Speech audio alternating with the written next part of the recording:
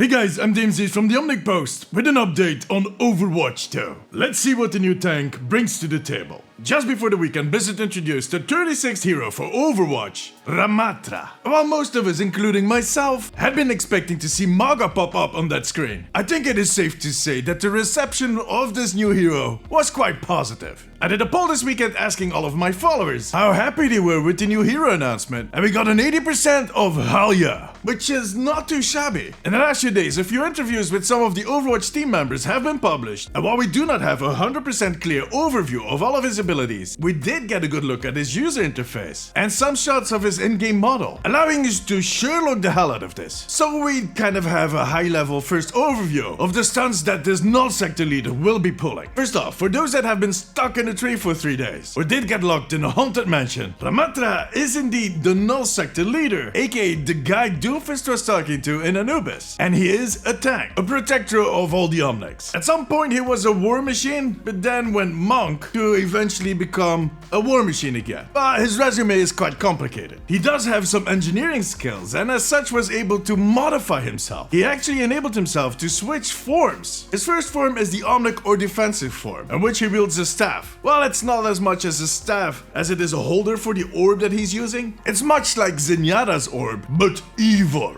I kind of feel like Scooby-Doo could pop up any moment.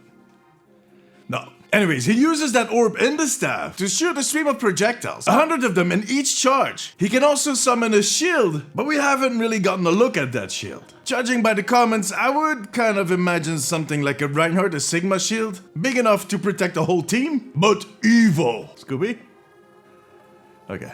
I guess not. Now, as I said, he can shift phases, but we don't really have a confirmation if it has a cooldown or if it is something like a light switch. On, off, on, off, on, off. What we do know, however, is that he hulks out in this form. Like, really hulking out. While his Omnic form is kind of the same size as any other tank, in his Nemesis form, he is huge. He is going to hit his head against any low door, ceiling, yeah, basically my life.